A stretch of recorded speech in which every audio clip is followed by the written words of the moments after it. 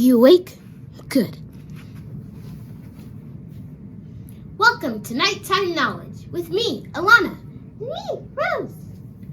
Have you ever experienced something that you wish would last forever? Well, that's what happens to the person in this book.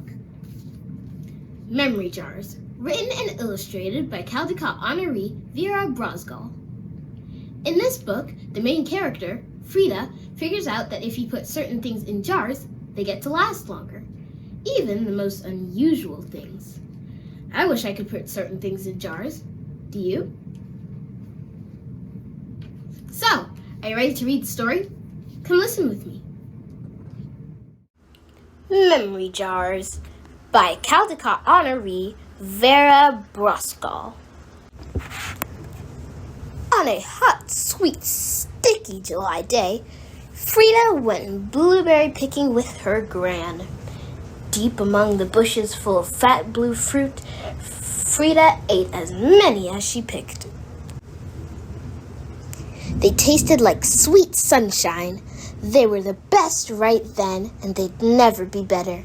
She ate until her fingertips were purple and her stomach felt like a giant blueberry, but there were still so many left.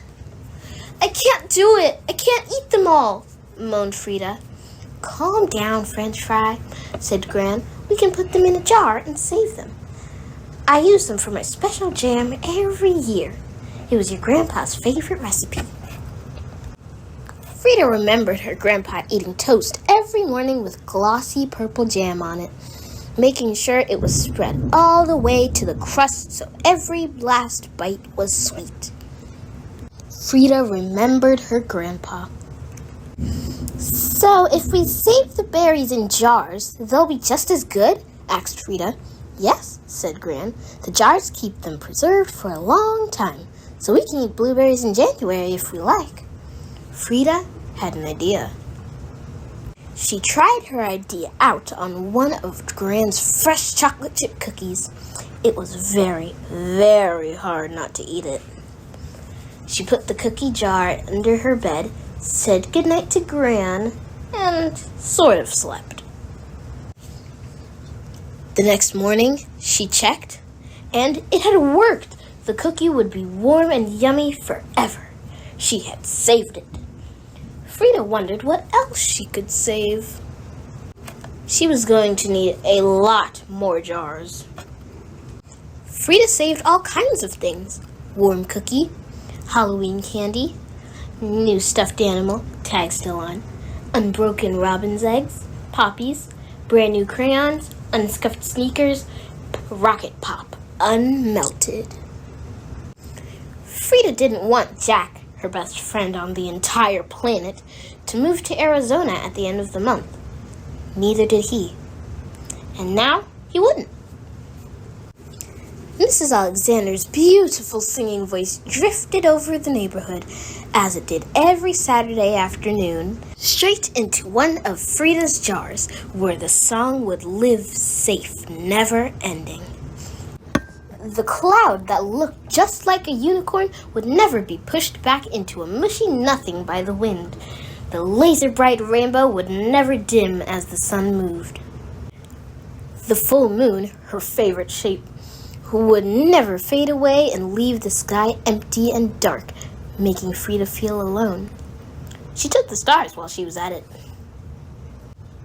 Finally, Frida's favorite things were tucked away in jars.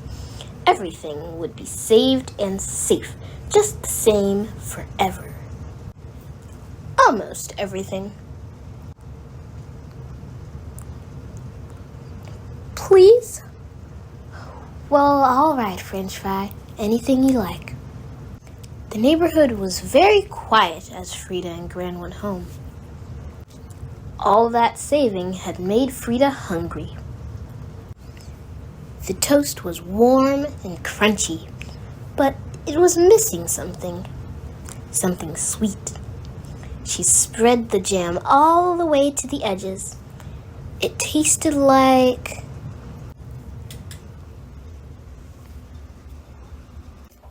Frida remembered. On a cold, blustery day in December, Frida had breakfast with her Gran. "Whoops, we ran out of jam," said Gran. "Don't worry," said Frida. "We can make more next summer." Then she took a bite. It was delicious, just like she remembered. The end. Wasn't that a sweet story? We sure thought so. I especially loved that there was a blueberry jam recipe at the back of the book. I might have to try it. Well, see you in another episode of Nighttime Knowledge. And remember, keep reading, keep dreaming. Bye!